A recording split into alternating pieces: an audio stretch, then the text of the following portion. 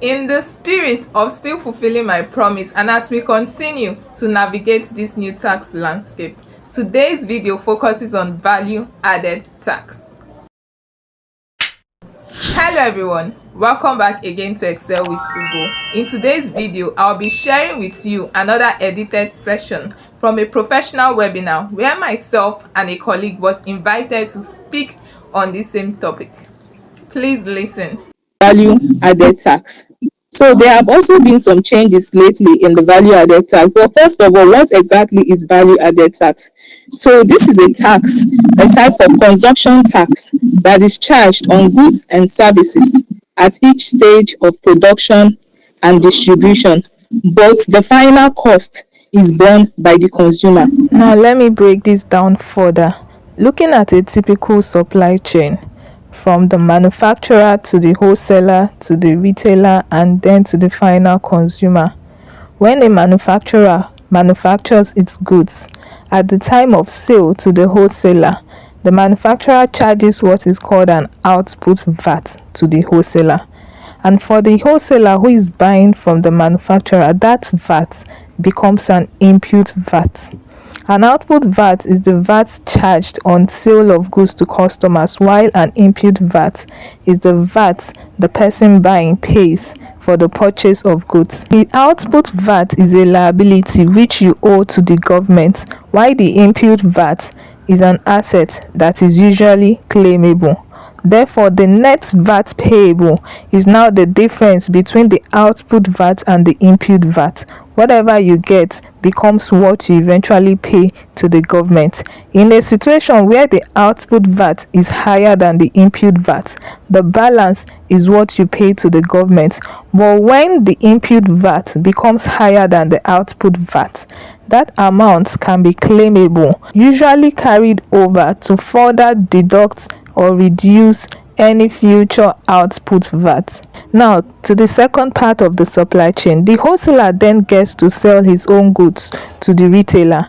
Remember, the wholesaler would also charge VAT on its sales.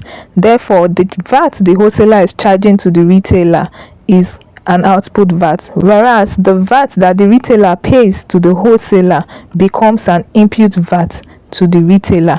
But remember that the wholesaler had initially gotten an input VAT at the time of purchase from the manufacturer, and now that it is charging an output VAT at the time of sale to the retailer, the wholesaler now has an input VAT to claim against its output VAT. Moving forward, the retailer at the point of selling its own goods to the consumer also charges an output VAT to the consumer. But then again, there was already an input VAT it got at the time it purchased goods from the wholesaler. At this point, the retailer also has an input VAT to claim against its output VAT. But for the consumer now has an input VAT because that is what he gets to pay when it's purchasing its goods from the retailer. But the consumer at this point does not have anybody else to sell to, so there is no output VAT for which he can claim its input VAT against. This further explains the definition of value added tax as a type of consumption tax charged at each stage of production and distribution, but the final cost is borne by the consumer, in the sense that the consumer is the final recipient of the supply chain. Moving on, another thing you should know is that small businesses are exempted from charging VAT. And you are a small business if your annual turnover is less than 100 million naira and you have a total fixed asset of less than 250 million naira. So those two conditions must be met for you to qualify as a small business. And the fact that you are exempted from charging VAT does not mean you do not pay input VAT on your purchases. So you are only exempted from charging VAT when you make a sale. But as a customer buying goods from another VATable customer, you are expected to pay an input VAT. And the rate for charging VAT remains at 7.5%. Another key change is that input VAT recovery is now allowed on expenses and assets. Before the introduction of the new tax law, businesses could not claim input VAT paid on certain expenses like utilities, office supplies, etc., and for the purchase of fixed assets.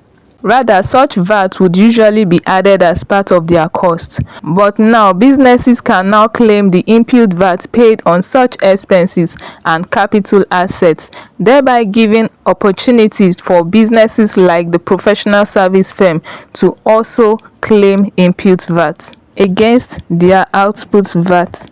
Moving on, essential goods and services such as the basic food items, pharmaceutical products, etc., which used to be under the VAT exempt category, has now been reclassified to zero rated category. This means that companies that provide such goods and services can now claim their input VAT rather than add it as part of their cost. For example, before the introduction of the new tax law, if you are a business that provides essential goods and services, such as a pharmaceutical company, You are not allowed to charge VAT. And when you buy materials, the input VAT that comes with it, you cannot claim it. Instead, you would add it as part of your cost. But as of this new tax law, you now have opportunity to seek for a refund. Because you are not allowed to charge VAT, you cannot net it off with any output VAT. So you have the opportunity to seek for a refund from the government. So that is what the zero rated essential goods and services explains. Then the law is also saying there must be a mandatory e-invoicing for businesses, and this is for businesses that have a turnover of 5 billion naira and above.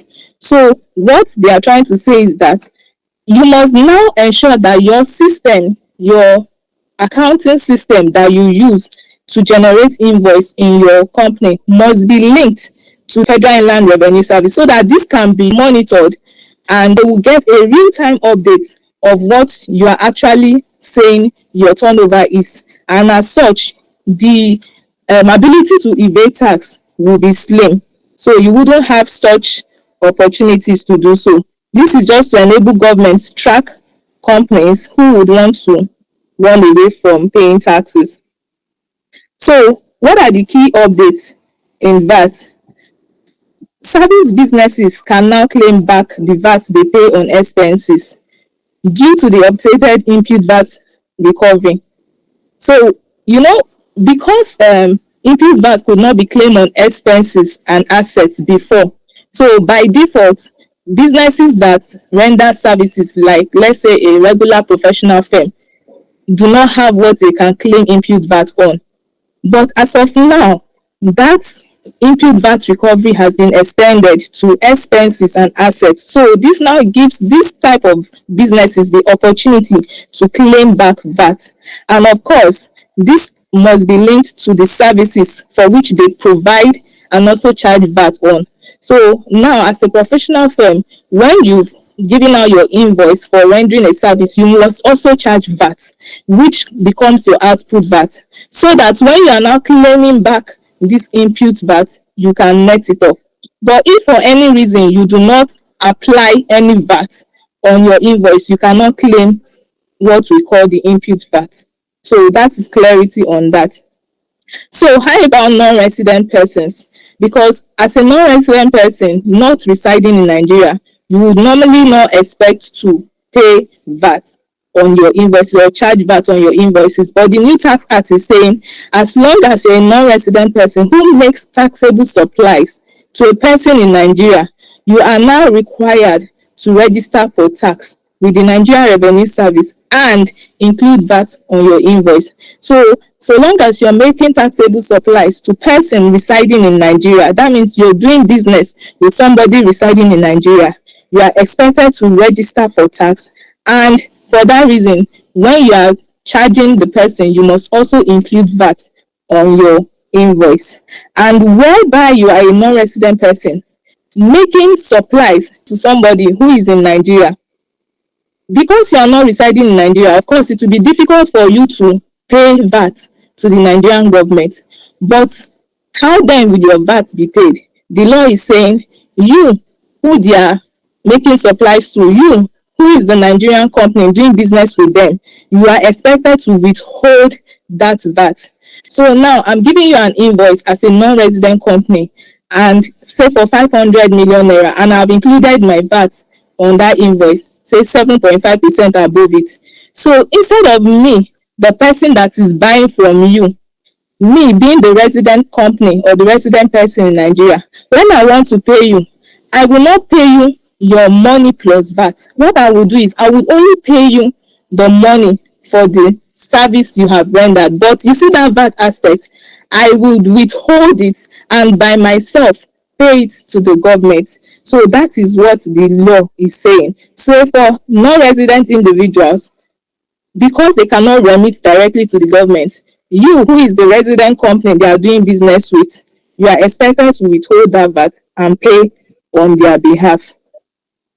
So now, this is a clear example or an illustration of VAT that are goods that are exempted from VAT and goods that are zero rated. Here, the Nigeria Tax Act expands the list of zero rated items to include essential goods and services. The impact of this is that businesses selling these goods and services can recover their VAT cost despite the zero rate, which was previously not possible by law, which I've talked about before. So now, for a VAT charge to customer, if you are under the VAT exempt category, maybe your goods is under the goods that are exempted from VAT, you cannot recover impute VAT. Rather, that VAT will become part of your cost. But if your goods is under the zero rated category, you can recover impute VAT or it can be refunded to you. So for both categories, both exempt and zero rated, the VAT applicable, you cannot charge VAT based off on the fact that it is 0%. As a pharmaceutical company who is under zero rated, you can't charge VAT, so it is 0%. For a company that is under exempt, you cannot charge VAT, it is 0%. But you see that your int VAT, the one you are paying to your supplier, when you are under the exempt category, it becomes a cost. But when you are under the zero rated category, it can be refunded. These are examples of goods and services that are under the zero rated category. So we have the basic food items, which could include confectionaries, bread. There are some of all these items that have not really been processed and finished that is regarded as basic food items. So we have all medical and pharmaceutical products, including medicinal herbal products. There are educational books and materials, fertilizers, locally produced agricultural chemicals, veterinary medicine, and animal feeds. Some of these are under the zero rated category. Even if you are rendering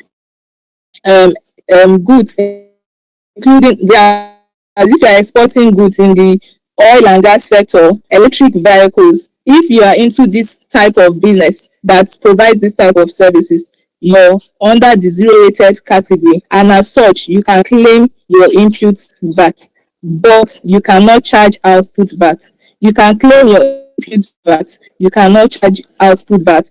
And where you have no ability to charge output VAT, that your input VAT that is claimable, it can be refunded to you from the government.